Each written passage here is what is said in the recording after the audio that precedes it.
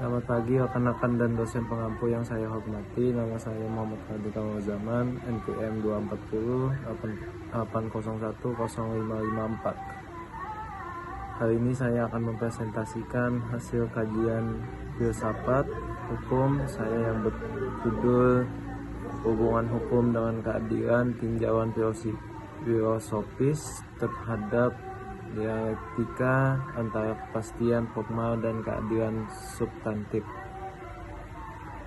Diskusi ini sangat krusial karena dalam realitas penegakan hukum modern, kita sering melihat adanya ketegangan akut atau paradoks antara upaya menegakkan aturan tertulis demi kepastian hukum dengan tuntutan untuk memenuhi rasa keadilan yang nyata di masyarakat.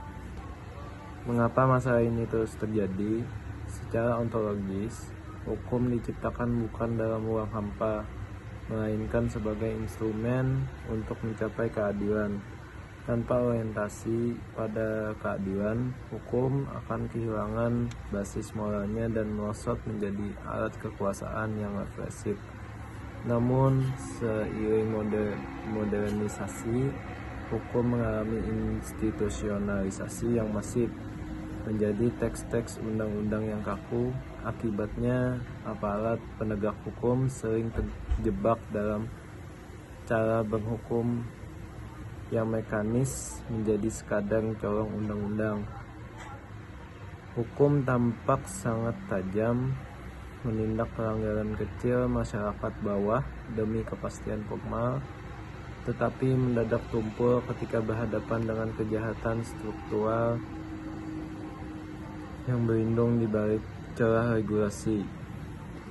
Dialektika dua mazhab besar. Untuk membedah ketegangan ini, filsafat hukum mempertemukan dua mazhab raksasa. Aliran hukum alam dipelopori oleh Aristoteles hingga Thomas Aquinas. Mazhab ini memegang prinsip tesis keterikatan mutlak. Mereka percaya hukum harus bersumber dari moralitas universal. Lahirnya adagium lex injusta non ex lex. Hukum yang tidak adil pada hakikatnya bukanlah hukum sama sekali. Aliran positivisme hukum dipelopori oleh John Austin dan Hans Kelsen. Mazhab ini mengusung tesis pemisahan tegas. Kelsen bahkan menegaskan bahwa keadilan adalah konsep irasional yang tidak bisa diuji secara ilmiah.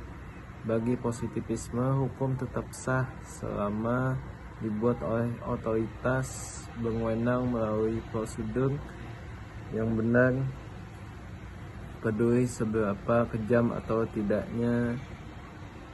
tidak adilnya isi hukum tersebut.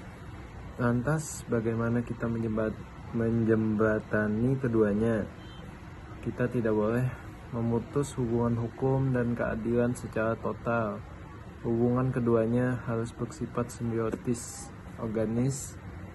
Hukum memberikan struktur dan kepastian, sedangkan keadilan memberikan legitimasi etis. Filsuf Gustav Radbruch menawarkan solusi brilian melalui teori Triakorda atau tiga nilai dasar hukum: keadilan, kepastian hukum, dan kemanfaatan.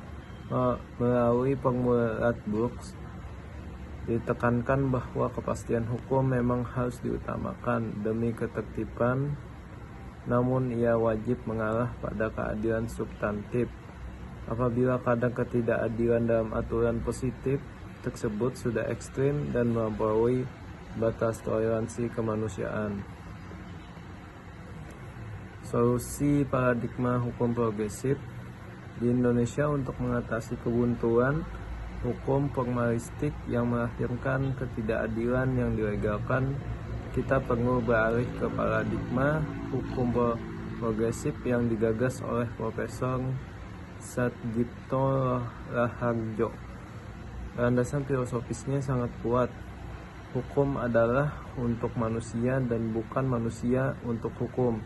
Jika teks undang-undang justru merusak hak manusia, dan mencederai keadilan, maka hukum formal itu yang harus diterobos, bukan manusianya yang dikorbankan.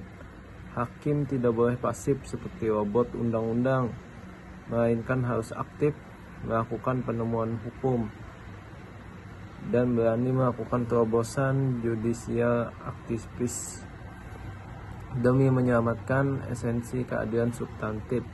Kesimpulan dan penutup. Sebagai kesimpulan, yang pertama, hubungan ideal hukum dan keadilan tidak dapat dipisahkan. Kedua, kepastian hukum formal wajib mengarah pada keadilan substantif jika sudah mencederai kemanusiaan.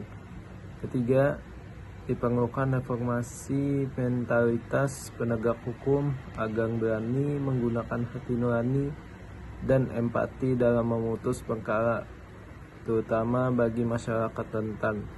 Hukum tidak boleh tampil sebagai monster prosedural yang menakutkan, melainkan harus hadir sebagai pelindung kemanusiaan sejati yang berkeadilan.